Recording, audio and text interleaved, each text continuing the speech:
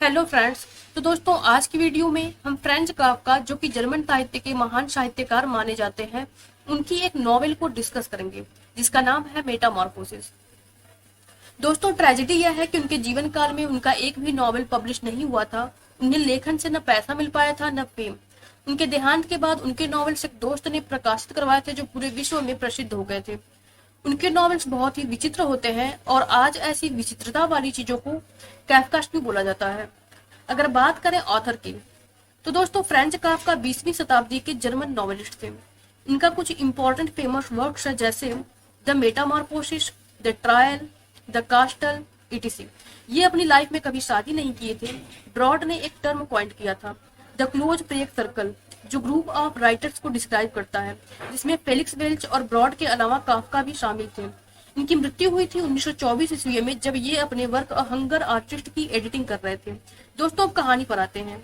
Metamorphosis एक कीड़े की कहानी है जो इंसानी स्वभाव को बयां करती है, जिसमें एक आदमी जो एक सुबह कॉकरोच जैसा जीव बन जाता है, इससे उसके और उसके परिवार के जीवन पर क्या असर पड़ता है, आगे जानते हैं इस नॉवेल में।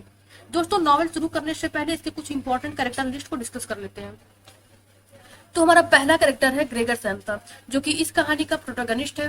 मिस्टर सैम्सा इसके फादर हैं, मिसेस सैम्सा इसकी माँ है, और ग्रेट सैम्सा यह ग्रेगर की बहन है। लॉजर्स, ये 3 लॉजर्स होते हैं, यानी 3 किराएदार रहते हैं जो इसके घर आए रहते हैं रहने के लिए। 4 वुमेन जो कि सर्वेंट हैं। तो चलिए दोस्तों, अब फ्रेंच काफका की लिखी हुई नॉवेल को डिस्कस करते हैं। दोस्तों, कहानी का मेन कैरेक्टर है ग्रेगर सैम्सा, जो एक सेल्समैन है और घूम घूम कर कंपनी के प्रोडक्ट्स बेचा करता था। वह एक सुबह उठा और क्या देखा कि वह एक बड़ा सा कॉकरोच बन गया है।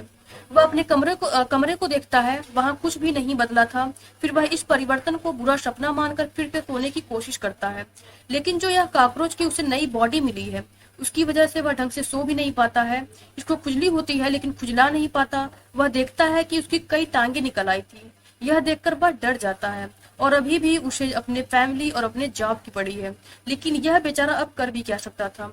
और इसकी फैमिली कर्ज में भी थी। सालों काम करने के बाद ये चुका नहीं सका था, लेकिन आज तो अलार्म भी बज चुका था। ये उठ भी नहीं पाया और सुबह 5 बजे वाली ट्रेन भी इसने मिस कर दी थी। और पिछले 5 सालों से जो ये काम कर रहा था उसमें एक दिन की भी छुट्टी नहीं ली थी, लेकिन आज इसे लीव लेनी होगी। तभी ग्रेगर की माँ दरवाजे को नॉक करती है। तभी बाहर इसके फादर भी आ गए, दरवाजा जोर से खटखटाने लगे। फिर बहन भी आ गई और बोली, ग्रेगर एटलीस्ट हमें जवाब तो दो कि हम अंदर आ जाएं या नहीं। जब ग्रेगर उन्हें उत्तर देता है तो देखता है कि उसकी आवाज भी बदल चुकी थी। उसके परिवार वालों को लगता है कि ग्रेगर बीमार हो गया है। वे उसे दरवाजा खोलने के लिए कहते हैं। ग्रेगर उठने की कोशिश करता है लेकिन उठ नहीं पाता। तभी ग्रेगर को लगता है कि उसका मैनेजर घर आया है और उसकी माँ से उसके बारे में पूछ रहा है। वह दरवाजे से ग्रेगर को धमकाता है कि उसके लेट होने का अच्छा परिणाम नहीं होगा और उसके काम से वह पहले से ही खुश नहीं है। वह दरवाजा खोल नहीं पा रहा था। ग्रेगर कहता है कि वह बाहर आ रहा है, लेकिन उसकी आवाज कोई समझ नहीं पाता और नीचे गिर गया कारपेट पर। जैसे तैसे कोशिश करके उसने खुद ही दरवाजा खोलने की कोशिश की और आखिर उसने दरवाजा खोल भी लिया। ग्रेगर के ऐसे रूप को देखकर सबको शौक लगता है और रोने लगे कि ग्रेगर अब एक बड़ा सा जायंट कॉकरोच बन गया है। मैनेजर वहां से भाग जाता है। ग्रेगर उसे मनाने उसके पीछे भागता है, लेकिन उसके पिता डंडे और एक न्यूज़पेपर से उसे भगाने लगता है, यानी कि बाप ने पूरी हेल्प की कमरे तक पहुंचाने में। उसके पिता अब दरवाजा बंद कर देते हैं और भागने से ग्रेगर बहुत थक गया था और वह फिर से सो जाता है। जब ग्रेगर उठता है तो देखता है कि उसकी बहन ने उसके लिए दूध और ब्रेड रखा था, लेकिन जैसे ही वह दूध पीता है उसे उसका टेस्ट बहुत बुरा लगता है, जो पहले कभी उसका फेवरेट हुआ करता था, और वह उसे नहीं पीता है। फिर वह काउच के नीचे चला जाता है और अपार्टमेंट की खामोशी को सुनने लगता है। अगली सुबह उसकी बहन ग्रेट आती है। वह देखती है कि ग्रेगर ने अपने भोजन को हाथ भी नहीं लगाया था। वह क्या करती है, वह दूध और ब्रेड के बदले सड़ा हुआ भोजन वहां रख देती है। ग्रेगर को वह टेस्टी लगता है। इसके बाद यह रूटीन बन जाती है। उसकी बहन हर दिन उसे भोजन देती है, उसका कमरा साफ करती है, और ग्रेगर हमेशा कोने में जाकर छिप जाता था ताकि उसकी बहन उसे देखकर डरे न। अब इसकी फैमिली फ्रीली बात करने लगी उसके ही सामने, क्योंकि उन्हें लगता था वो तो अब कॉकरोच बन गया है, वह उनकी बातों को नहीं समझ पाएगा। लेकिन डाइनिंग रूम में जब इसके घर वाले इसी के बारे में बात कर रहे होते थे तो ये सुनता था। वो बात कर रहे थे कि उनकी कुक ने अब मना कर दिया है कि वह इस घर के लोगों के लिए खाना बनाएगी। अब खाना उसकी माँ और बहन को पकाना पड़ेगा। फिर इसके फादर बोले, पहले ही इसके फैमिली के फाइनेंशियल सिचुएशन ऐसे हैं, ऊपर से ये नई मुसीबत। ग्रेगर सोचता है, कभी वह कमाया करता था इस फैमिली के लिए, लेकिन अब उसके फादर बूढ़े होकर कमाएंगे और उसकी माँ अब बूढ़ी होकर खाना पकाएगी, जो बीमार भी रहती थी।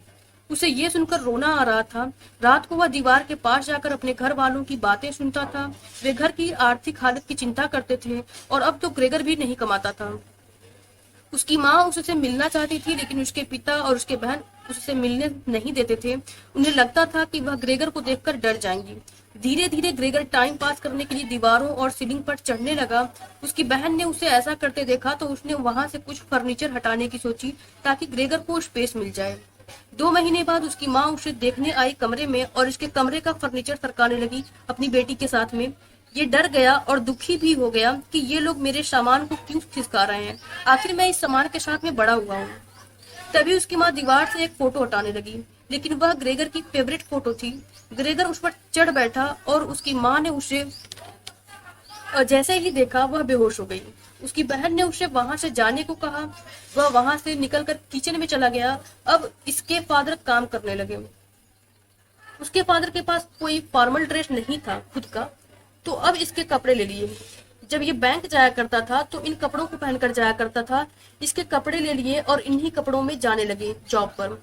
और कभी कभी इसे डर भी लगता था कि कहीं वो अपने फादर के पैरों के नीचे आकर कुचल न जाए, तो ये संभल कर चलता था। लेकिन अनजाने में जब ग्रेगर के पिता घर लौटे तो उन्हें लगा ग्रेगर ने अपनी माँ को चोट पहुंचाई है, तो उन्होंने उसे एक सेब दे मारा। इससे ग्रेगर उल्टा हो गया, लेकिन उसकी माँ ने इसके पिता को संभाल लिया। फिर किसी तरह वह अपने कमरे में पहुंचा, लेकिन वह काफी जख्मी हो गया था। ग्रेगर के परिवार वालों ने अब कमरे का दरवाजा खुला रखना शुरू कर दिया ताकि वह उन्हें देख सके। उसने देखा कि उसकी इस ट्रांसफॉर्मेशन यानी परिवर्तन से उसका परिवार और गरीब हो रहा था। इसकी फैमिली का हालात खराब हो रहा था, जिससे वे काम कर कर कर थक जाते थे और ताकि कुछ इनकम बने इसलिए वो काम करते थे, और इन्हीं सबके बीच उनका ध्यान इस पर कम हो गया था।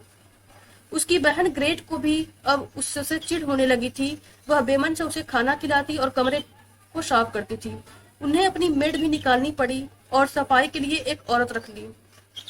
ग्रेगर को बहुत बुरा लगा, लेकिन तब उसे और बहुत ज्यादा बुरा लगा जब उसके घर वालों ने पैसे की वजह से सोचा कि उसका रूम तो खाली पड़ा ही हुआ है, किराएदार रख देते हैं। इसके बाद इन्होंने 3 किराएदार रख दिए। फालतू के फर्नीचर को ग्रेगर के कमरे में रख दिया गया। इससे ग्रेगर को बहुत दिक्कत होने लगी थी। उसे ग्रेट का लाया खाना भी पसंद नहीं आ रहा था और उसने खाना खाना बिल्कुल बंद कर दिया था। और इसे बहुत बुरा लगा ये देखकर कि उसके मम्मी पापा उन किराएदारों की ज्यादा देखभाल कर रहे हैं क्योंकि वे पैसा देते हैं इनको। लेकिन उन किराएदारों की ऐसी हरकतें थी कि उसकी बहन को ही ज्यादा भाव दे रहे थे और उसकी बहन को भी अच्छा लगता था उन किराएदारों के साथ रहना। एक दिन तीनों किराएदार लिविंग रूम में ग्रेगर के परिवार के साथ बैठे हुए थे।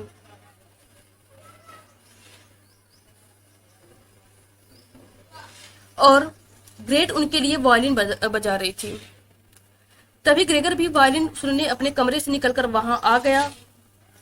उससे देखकर तीनों किराएदार डर गए। ग्रेगर सोचता है कि काश उसकी बहन रूम में आकर वायलिन बजाती और वो इसको बता पाता कि इसको मैं म्यूजिक स्कूल भेजना चाहता हूँ। किराएदार उनकी फैमिली को बोलते हैं जब तक ग्रेगर यहाँ रहेगा वो इनको किराया नहीं देंगे। ग्रेगर की सिस्टर अपने पेरेंट्स से बोलती है कि उन्हें कैसे भी करके ग्रेगर से छुटकारा पाना होगा। उसकी बहन कहती है उसने हमारी जिंदगी बहुत कठिन बना दी है और अभी भी वो खुद कुछ सोच समझ सकता है, तो उसे खुद ही यहाँ से सबको छोड़कर चला जाना चाहिए। ग्रेगर ये सुनकर रियलाइज करता है कि अगर वो सच में चाहता है कि उसकी फैमिली खुश रहे और उन्हें ऐसी प्रॉब्लम्स उसकी वजह से ना झेलनी पड़े, तो उसे वहां से चला जाना चाहिए। वो अपने रूम में जाता है। ये पहले ही वीक हो चुका था, घायल भी हो गया था और अपनी फैमिली के बारे में सोचता सोचता ये खुद मर गया। अब ग्रेगर की फैमिली राहत महसूस करते हैं उन्हें दुख भी होता है, लेकिन इससे ज्यादा उन्हें खुशी मिलती है। फाइनली उन्हें अपना फ्यूचर पीसफुल दिखने लगता है और उसकी माँ ने तुरंत ही किराएदारों को घर खाली करने को बोलती है। इसके साथ ही सफाई करने वाली महिला को भी निकाल देते हैं। वे अपनी आर्थिक स्थिति का जायजा लेते हैं। ग्रेगर के इंसेक्ट बन जाने से उनका काफी खर्चा बच गया था। एक दिन सभी अपने जॉब से छुट्टी लेकर बाहर घूमने का प्लान बनाते हैं। उसके पेरेंट्स अब खुश होते हैं और ग्रेट की शादी के बारे में सोचने लगते हैं, और वहां पर ये स्टोरी खत्म हो जाती है। तो इस नॉवेल का मेन थीम है burden of responsibility, isolation and alienation, sacrifice. अपने ट्रांसफॉर्मेशन से पहले ग्रेगर अपनी फैमिली को अपनी इच्छा के बिना ही जॉब करते हुए सपोर्ट करता था। जैसे ही वो इस रिस्पॉन्सिबिलिटी से फ्री होता है, वो अपनी फैमिली के लिए एक बर्डन बन जाता है, यानी बोझ बन जाता है। ग्रेगर का फिजिकल ट्रांसफॉर्मेशन उसे अपनी फैमिली से पूरा आइसोलेट कर देता है और उसकी ह्यूमैनिटी उसकी फैमिली की नजरों में पूरी तरह से चली जाती है।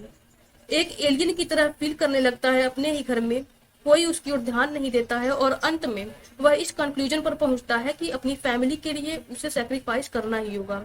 उसकी डेथ के बाद ही उसकी फैमिली आगे मूव ऑन कर सकती है, और अपनी फैमिली के लिए वो एक बड़ा सैक्रिफाइस करता है।